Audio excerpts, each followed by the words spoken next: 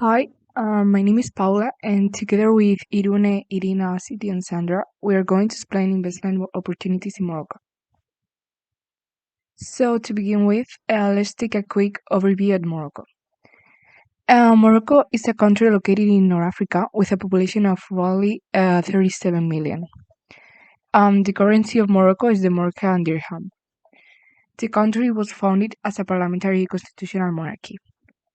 The actual monarch of Morocco is Mohammed VI, and the government is led by the National Rally of Independence Party with Aziz Akhannouch as prime minister.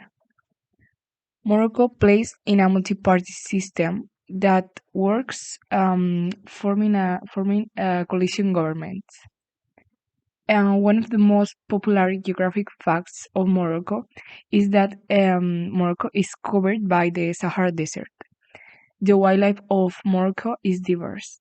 The famous animal is the Barbary macaque because it's the only one to be found there. So here's a picture. Let's move on with the socio-economic landscape. As you can see on the statistic on the left, the current population is rather young. And in 2023, it is estimated that about 30% of Morocco's population will be between 0 and 14 years old, about 65% between 15 and 64 years old, and about 8% 65 years old and years and older. So, as the situation currently stands, the population of Morocco is expected to grow by 1%. About one third of the total population consists of citizens who are under 15 years old. The life expectancy is just under 76 years old. So, the average age of the population is around 25, 27 years old. That means the government has to invest a lot more into education and less to the healthcare sector. The unemployment in Morocco is 11%, the majority of whom are young people. Due to the poor economic situation, they are hardly given any prospects for the future. So compulsory education in Morocco is for children in the age of 7 to 13 years old, although about 30% of all men and 60% of all women are illiterate. So in total, there are 15 state universities in Morocco and a few private universities, but the government needs to invest more into the education. Moving on to the economy, the economy is divided into three large economic sectors.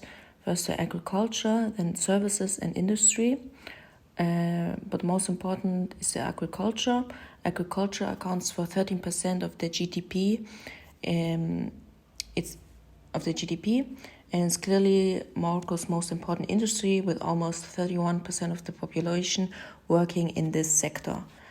The Moroccan economic policies are market-oriented, which serves to protect property and competition. In addition, the signing of association agreement with the EU has established stronger ties with Europe, which is particular in the interest of trade policy. Morocco has also concluded a free trade agreement with the EU, which allows the delivery of almost all goods without customs duties. In this part, we are going to see how easy it is to start a business in Morocco. With a score of 73.4, Morocco actually ranks 53rd globally on ease of starting a business. This rank and score are calculated from the average of 10 variables. So, in terms of ease of doing business, Morocco actually ranks third on the continent of Africa. This country has actually high scores for paying taxes and dealing with construction permits compared to the other Western African countries. So, let's move on to the company types of Morocco. There are three main company types. First main type is the partnerships. So, we have general partnership, limited partnership, and joint venture. The second main type is a capital company. There we have the private limited company, public limited company, simplified public limited company, and limited partnership with shares. Now let's move on to how to register a company in Morocco. There are actually four main steps you need to do to register a company in Morocco. Firstly, you need to obtain a certificate of availability of the company name.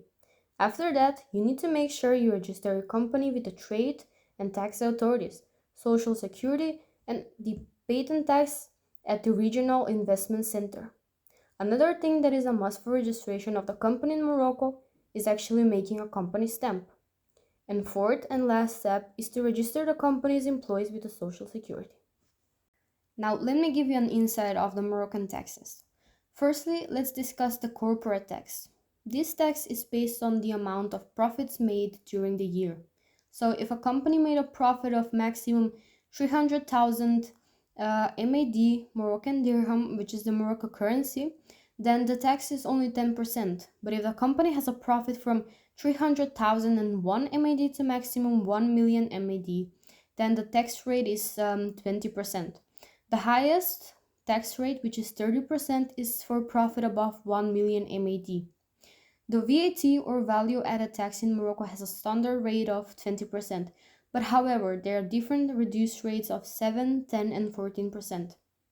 The individual tax in Morocco starts from 0 and the maximum is 38%. Moving on to cooperation agreements for import and exports, Morocco and EU has established a free trade area which makes Morocco the largest trade partner in the EU from the southern neighborhood. Morocco trade fairs are not only held with the EU, but also with a variety of African countries as well, including Guinea, Mauritania, Senegal, Algeria, Egypt, and many others. Compared to most EU countries, Morocco is less expensive to do business or register a company. There is only one fixed fee of 1000 MAD, but also one fee for registration, which is only 200 MAD. Moving on to my last part, which is laws and regulations. An international business venture is always a risky endeavor.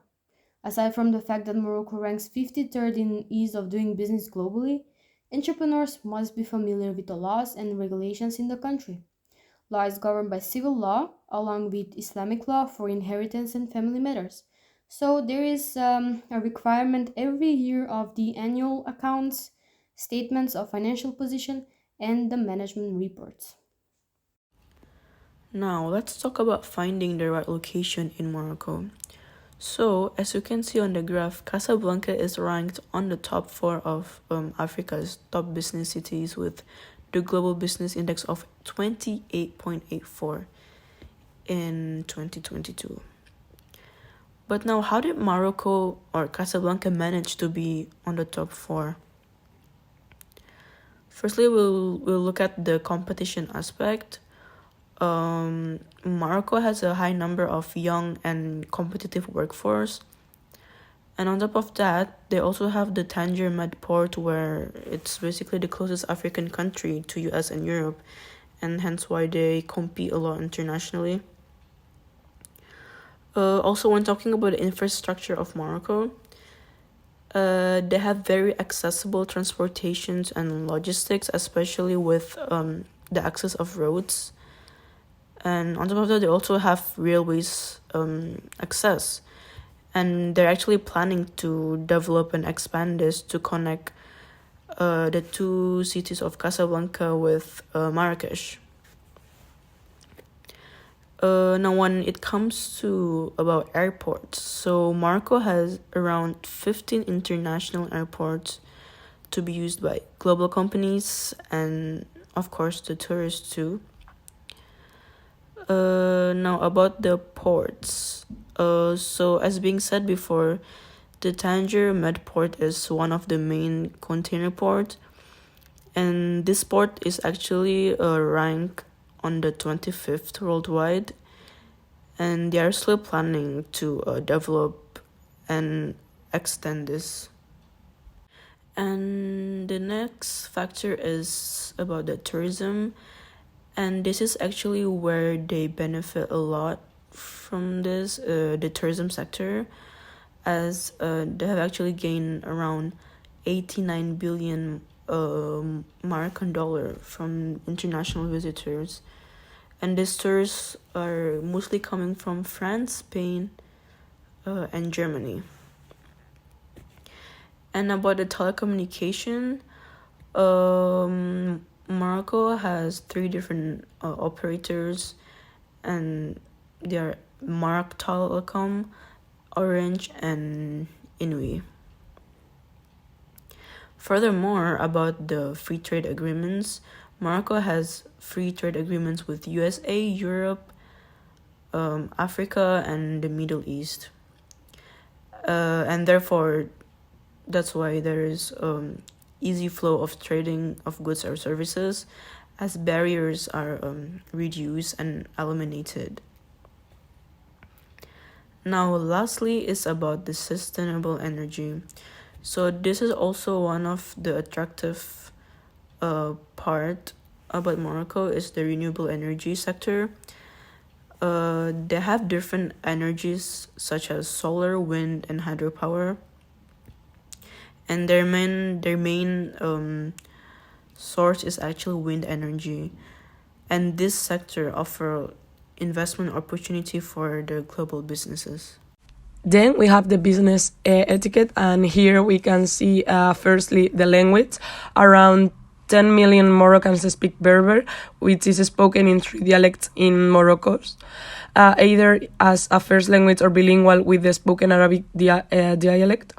French, Morocco's unofficial third language, is routinely taught and continues to be the principal language of trade and economics. It is also widely used in education and administration.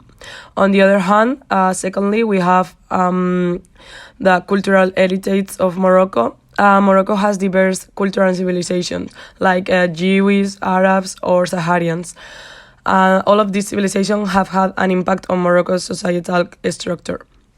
It has also been able to promote its costumes while simultaneously raising modernism, helping the country to be more visible on an international scale.